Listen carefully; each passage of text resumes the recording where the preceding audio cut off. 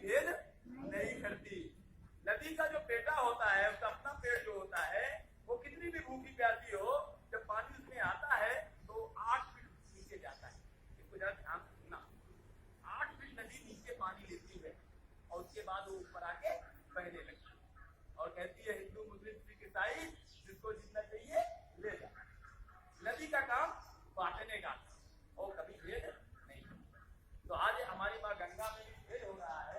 पहले तो मैंने आपको सद्भावना के बारे में बताया, अब इस यात्रा को लेकर हम बात करेंगे। ये यात्रा जानते क्यों निकाला गया है? ये जो चित्र लगा है आपके सामने, इसका नाम था प्रोफेसर जीडी अग्रवाल। ये IIT कानपुर का नाम आपने सुना है ना? IIT कानपुर के एक प्रोफेसर हुआ करते थे पर्यावरण से इस तरह, और भारत सरकार ने पहले सलाहकार पर्यावरण, ठीक है? इन्होंने अपने जीवन में मां गंगा पे बांध बनाने के लिए प्रोजेक्ट में अपना सहयोग दे दिया, अपना ज्ञान दे दिया।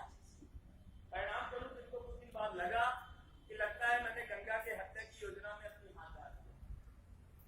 इन्होंने अपनी नौकरी के बच्चों त्याग पत्र दे दिया, नौकरी छोड़ दिया, शादी ब्याह भी नहीं किया, इनके बच्चे भी नहीं हुए, और इन्होंने जाकर आश्रम बना लिया और जो इनकी संपत्ति थी उस संपत्ति को भी राष्ट्र के हित में ही लगा दिया मां गंगा के लिए, जो कि बड़े घराने के थे, बड़े जमींदार परिवार के थे, और सारी संपत्ति इन्होंने गंगा मां स्वामी जी की दो तीन जन्म थे गंगा को लेकर। पहला जन्म उनका यह था कि नदियों को बांधा नहीं जाना चाहिए, नदियां हमेशा अविरलता से प्रवाहित होनी चाहिए, क्योंकि हमारे समाज में रुका हुआ पानी कभी स्वच्छ नहीं माना जाता। कह रहा हूँ, हमारी माएँ अगर घर में घड़े में पानी रखती थी, उसको भी सुबह हाथ डाल के साफ करके पानी में दोबारा भरती थी, ठीक है ना? उसी तरीके हमारे देश में ऊर्जा के नाम पर, जल विद्युत परियोजनाओं के नाम पर, हमको बिजली देने के नाम पर हमारी माँ समान गंगा जैसी तमाम नदियों को बांध लिया जाता है और उनके प्रवाह को रोक लिया जाता है। उससे जो गंगा या किसी नदी का अपना जो नैसर्गिक गुण होता है वो गुण उसमें नहीं रह जाता। ऐसी दशा में पहला उनका एक डर था कि नदियों को बांधना नहीं है। दूसरा उनका एक कहना था कि नदियों में खनन जानते हैं क्या होता है? हम अपने घर बनाते हैं, मकान बनाते हैं, जो बालू रेता लेते हैं ना, तो बालू रेता कहाँ से आता है? ये नदियों से आता है। लेकिन बच्चों, हमारी जो धरती की प्राकृतिक संपदा है ये हमको पर्याप्त साधन देती है। जैसे लोग कहते हैं कि हमारे फल फूल, खेती बाड़ी, हर चीज हमको जीवन यापन के लिए बहुत कुछ देती है, फिर भी लोग मांसाहार करते हैं ना।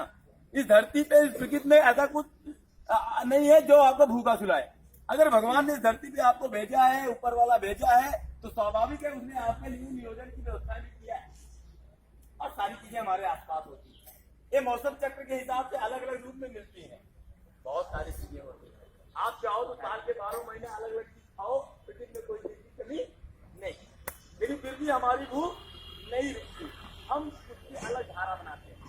ठीक उसी तरीके जैसे इस पेड़ को हमने लगाया, हमने इसको बड़ा किया बड़ी मुश्किल से इंतजार करके, पाल पोस के, गुड़ाई निराई करके, और जब ये बड़ा होता है इसमें फल आता है और आप फल खाते हो, जानते हो कहते हैं? जो कहते हैं ईमानदारी का व्यवहार, इसे कहते हैं बराबरी का संबंध। मैंने इसे बड़ा किया, पाला पोसा, अब इसके फल का मैं हकदार हूँ, इसे कहते हैं दोहन। गाय पालता हूँ, गाय को बड़ा करता हूँ, छोटे से बड़ा घास फूस खिलाता हूँ, सेवा पानी करता हूँ, और तब उसको दूध निकालता हूँ, उसको भी कहते हैं ना दोहन। तो दोहन कभी बुरी चीज नहीं होती, क्योंकि दोहन बराबरी का होता है। तुम्हारे घर में जब सब्जी हुई तो तुम्हारी मम्मी ने पड़ोसी घर सब्जी पहुंचा दिया, उसके यहाँ दूध हुआ, पहुंचा जाता था। ये आपसी का तालमेल जो होता था, ये होता था आपसी संबंधों का रिश्ता बनाने का एक तरीका, ठीक है? वो भी कौन सा? ईमानदारी का, बराबरी। लेकिन यहाँ क्या है कि हम लोग कुछ गलत कर रहे हैं। हम लोग जिसको माँ कहते हैं, हम उसके साथ अन्याय कर रहे हैं। माता हर साल इतना बालू लेकर आती है कि हमारी जरूरत का बहुत होता है, हम उतना ही निकालें उतना ही प्रयोग करें जिससे उसकी अपनी जो गुण है, अपनी जो उसकी नैसर्गिक प्राकृतिक जो भी उसमें मिला है उसको बराबर बना रहे। लेकिन हम तब तक बालू निकालने का काम करते हैं जब तक मिट्टी की तलाती दिख नहीं जाती। उससे क्या होता